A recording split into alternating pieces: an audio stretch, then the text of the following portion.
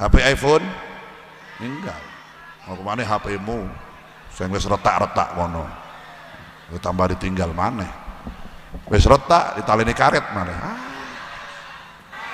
Poso atau poso.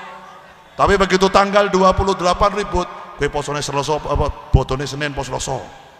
Oh sing bener Senin, oh sing bener Selasa, kowe poso ora? Ora. Wong kene wong pekuncen modele ngono kuwi. Nggih Gus Lutfi nggih. Wonten nggih. Wonge teko. Jarene kodong ijo kuwi jarene. Dan kebakaran. Sallallahu alaihi Nabi Muhammad.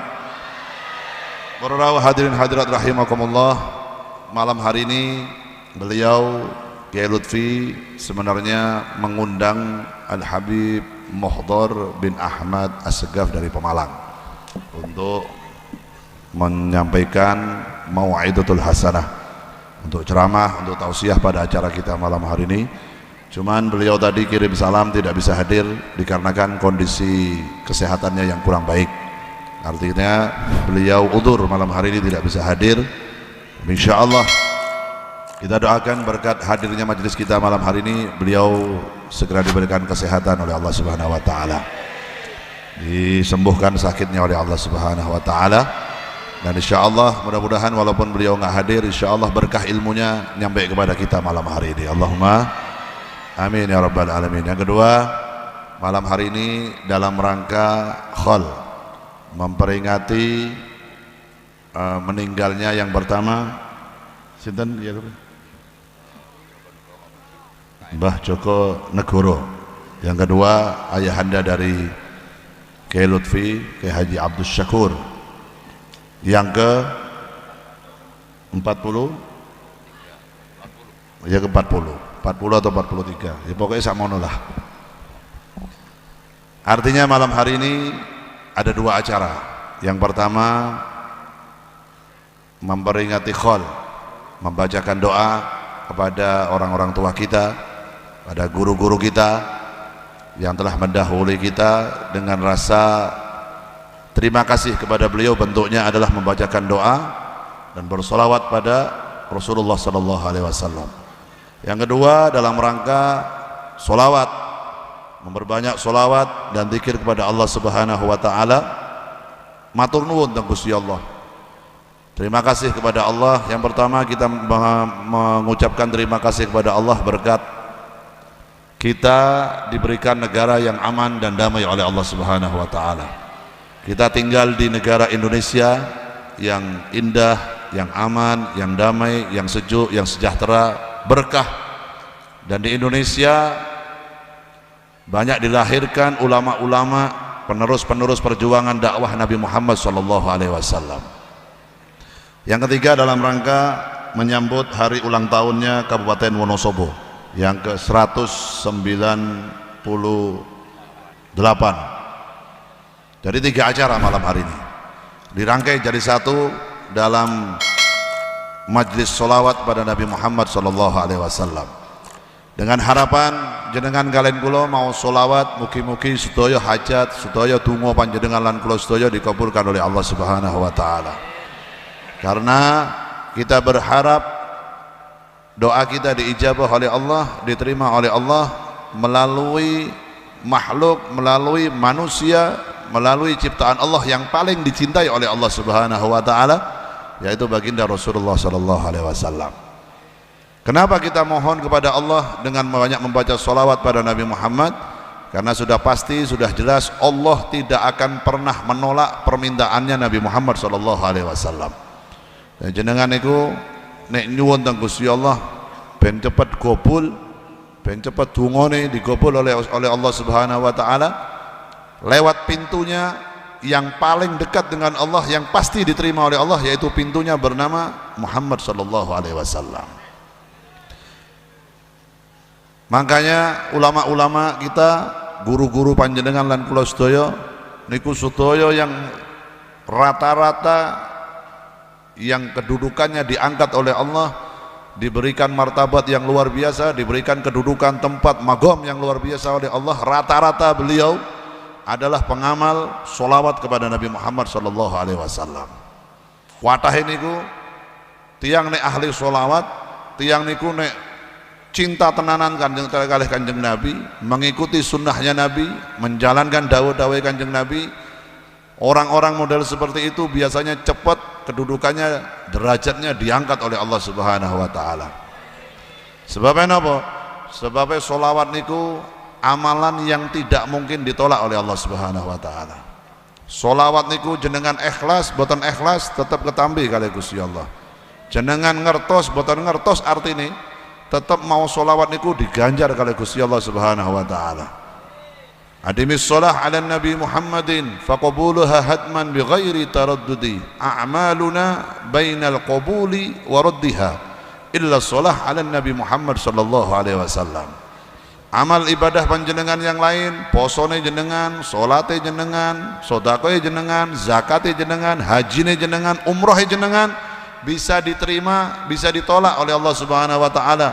Terkadang kita sudah salat, bajunya suci, sejadahnya suci, wudu'e pun benar, tapi ada sesuatu yang membuat solat kita tidak diterima oleh Allah Subhanahu wa taala. Contohnya apa? Ada orang ahli ibadah, ahli solat, tapi dia nggak baik sama tetangganya, tapi dia su'ul adab kepada orang tuanya, dia kurang ajar kepada orang tuanya, bisa jadi penyebabnya solatnya ditolak oleh Allah Subhanahu wa taala.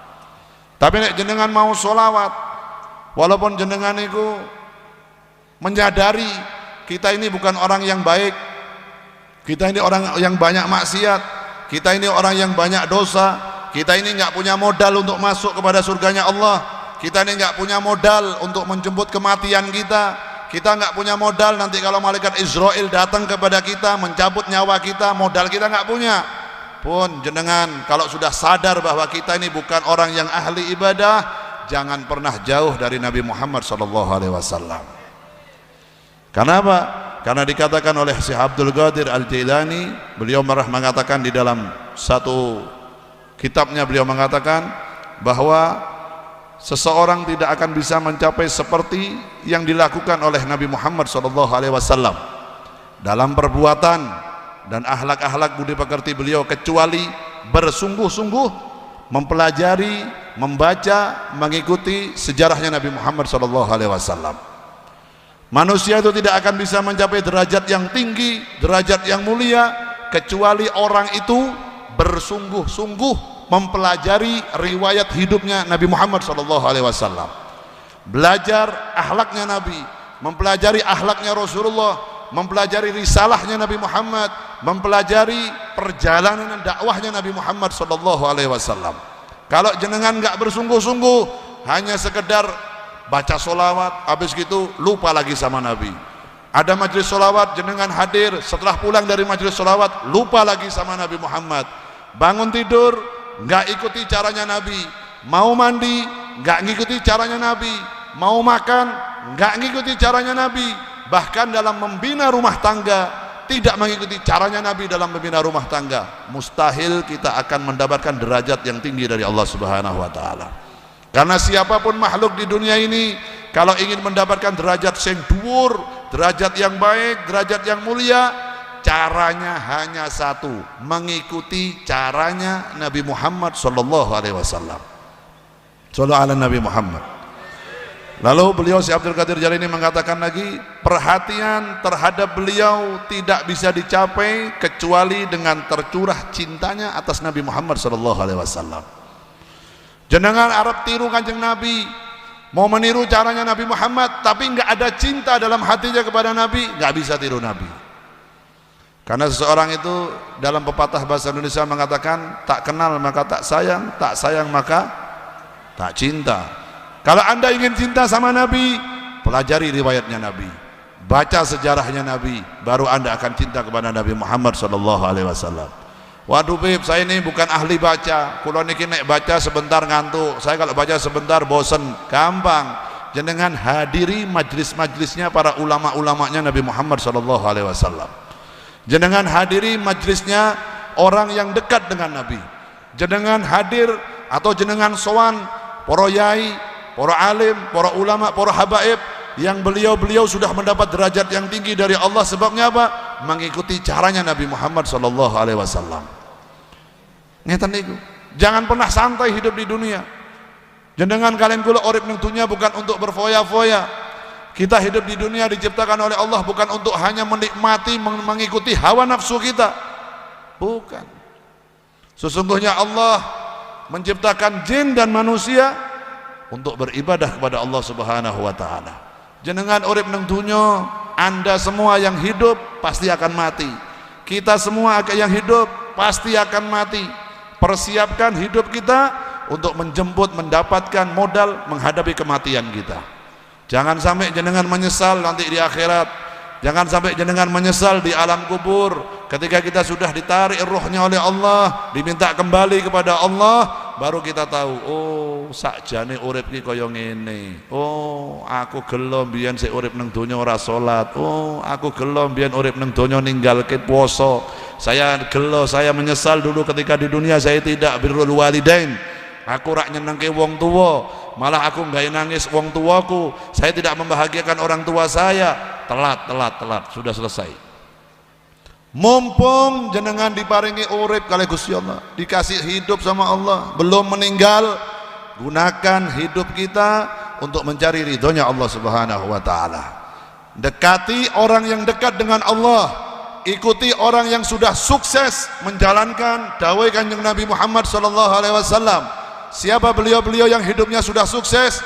Orang yang sudah meninggal ratusan tahun, puluhan tahun, tapi sampai detik ini riwayatnya tetap diceritakan kepada orang lain, kebaikannya tetap diceritakan kepada orang lain, dan tinggalannya tetap memberi manfaat kepada orang lain.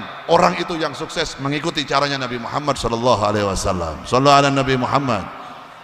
Ngeten niku urip. Jenengan jangan menyombongkan harta yang kita punya. Kita jangan menyombongkan rumah mewah yang kita punya. Kita jangan menyombongkan jabatan yang kita punya. Anda jangan menyombongkan sekarang kita masih hidup. Ingat, kullu nafsin dha'iqatul maut. Kabeh sing urip bakale mati. Kalau kita meninggalkan dunia, rumahmu tinggal, jabatanmu tinggal, istrimu, suamimu tinggal, anak-anakmu tinggal semua. Yang ikut menyertai kita di dalam alam kubur adalah amal ibadah kita. Pajero tinggal, Kijang Innova tinggal, rekening BCA tinggal, BRI tinggal, HP iPhone tinggal. Mau kemana HP-mu sing wis retak-retak mono, tambah ditinggal maneh, wis retak ditaleni karet maneh. Tinggal kabeh. Yang dibawa apa? Kain kafan. Yang menyertai kita, yang menemani kita kain kafan sama amal ibadah kita. Itu aja. Tiang saat ini ku sibuk membangun rumahnya di dunia. Membangun rumahnya 1 miliar, 2 miliar, 10 miliar, 20 miliar, 100 miliar, dibagahkan rumahnya. Eling, rumah yang kau bangun sedemikian hebatnya pasti akan kau tinggal. Lalu kita hidup di mana? Bangunan rumahmu di surga itu loh. Bangunan rumahmu di akhirat. Karena di akhirat kamu akan hidup selama-lamanya. Fa amma hani'id dunya bidari iqamatin fama hiya illa qattariqi ilal watan fama hiya illa jannatun liman ittaqa. Dunya niki cuman pemberhentian sementara. Ler kadya kaya terminal. Sebentar kita berhenti lalu meninggalkan dunia lagi. Kemana kita hidup? Fama hiya illa jannatun liman ittaqa. Akhirat yang kekal selama-lamanya. Enggak ada kematian lagi. Kita hidup di akhirat selama-lamanya. Enggak bisa kembali lagi ke dunia. Persiapkan untuk kamu memilih tempatmu di akhirat. Kalau kau ingin mendapatkan rumah yang mewah di akhirat, mendapatkan tempat yang istimewa di akhirat, cari modal di dunia. Modalnya apa? Jangan ninggalke sholat. Yang baik sama orang, yang baik sama orang tua, sodakoh diperbanyak. Jangan berbuat yang dilarang oleh Allah Subhanahu wa taala. Maka kau sudah mendapatkan modal berkumpul dengan Nabi Muhammad sallallahu alaihi wasallam. Allahumma. Tapi nek jenengan urip nang dunya nuruti nafsu to, salat dientengke, poso ora tau poso, bodoh geger. Ono wong kene. Poso ora tau poso. Tapi begitu tanggal 28 ribut, kowe posone Selasa apa bodone Senin pos Selasa. Oh sing bener Senin, oh sing bener Selasa, kowe poso ora? Ora. Model wong kene, wong pekuncen modele ngono kuwi. Nggih Gus Lutfi nggih, wonten nggih. Wonge teko. Jarene kodong ijo kuwi jarene. Sallallahu alaihi Nabi Muhammad. Cari modal. Jangan sampai di akhirat jenengan dimasukkan ke dalam surga, tapi di surga nggak punya rumah. Aliasnya jadi apa? Gelandangan. Teko nang omahe tanggane, koncone, kowe nang donya kancaku sih. Aku tak turu omahmu sewengi ya. Iya sewengi tok. Ngesuk tok koncone maneh, ngesuk koncone ora enak nang akhirat kowe ngono. Bangun rumah di akhirat. Dengan cara apa? Salat jangan ditinggal. Puasa jangan ditinggal. Zakat jangan ditinggal. Terutama bakti kepada orang tuamu. Jangan pernah menyakiti hati orang tuamu. Kenapa? Karena ridallah fi ridal walidain wa suhtullah fi suhtil walidain. Ridhonya Allah nunggu ridhonya orang tua. Walaupun jenengan sudah disekolahkan, dikuliahkan oleh orang tuanya, punya gelar S1, S2, sudah jadi dokter, sudah jadi SH, sudah jadi apapun, tetap kamu anak buat orang tuamu. Walaupun anda sudah jadi gubernur, mau jadi bupati, mau jadi anggota DPR, mau jadi presiden, mau jadi apapun, tetap anda anak buat orang tua anda. Jangan gengsi. Cium tangan orang tuanya, nyuwun ridhone wong tuane. Jangan ngandalkan gelarnya, jangan ngandalkan hartanya. Nyuwun sewu, napa maneh sakniki ada orang tuanya di kampung, orang tuanya nggak punya apa-apa, orang tuanya lulusan SD, anaknya sukses, anaknya bisa jadi gubernur, anaknya bisa jadi pejabat, yang membiayai orang tuanya anaknya. Gara-gara membiayai orang tuanya, anaknya langsung kurang ajar karo wong tuane. Sampeyan Bu, nek ora ana aku, ora mangan sampeyan. Sampeyan Bu, nek anakmu ora dadi pejabat, ora tak geke omah. Iki model apa? Model ngene iki sing yaknah iki model ngene iki. Mudah-mudahan di Wonosobo enggak ada yang seperti itu. Allahumma amin. Ingat, setinggi-tingginya kita, sehebat-hebatnya kita, ada orang tua kita yang membuat kita jadi seperti ini. Ada orang tua kita ketika kita tidur tengah malam, orang tua kita munajat kepada Allah Subhanahu wa taala. Ingat ketika anda masih kecil, ketika anda buang air besar, buang air kecil, wong tuamu sing tangi tengah wengi. Kalau kita suruh membalas jasa orang tua kita, khususon ibu kita, bayar berapa liter air susu ibumu yang kau minum, yang menjadi kau besar hebat seperti ini, bayaran itu nek iso. Ojo mentang-mentang, jangan sok kalau sudah menjadi orang yang sukses lupa kepada orang tuanya. Orang tuanya yang sudah meninggal datangi setiap hari Kamis atau malam Jumat, datangi atau setiap hari sowan nang wong tuane, boco donga nang kuburan wong tuane. Kenapa? Karena berkat orang yang dikubur itu kita bisa menjadi seperti ini. Tungake wong tuane. Nah malam hari ini beliau keluarga dari Mbah Kiai Abdul Syakur membacakan doa, ngundang kita semua, ngundang para habaib, ngundang kiai, ngundang Pak Bupati, Wakil Bupati, semua pejabat pemerintahan dipanggil. Gunanya apa? Matur nuwun teng Gusti Allah. Berdua mendoakan orang tuanya. Yang ketiga apa? Ingin melihat orang tuanya gembira di alam barzah sana berkat anaknya mengadakan acara seperti halnya malam hari ini. Allahumma amin.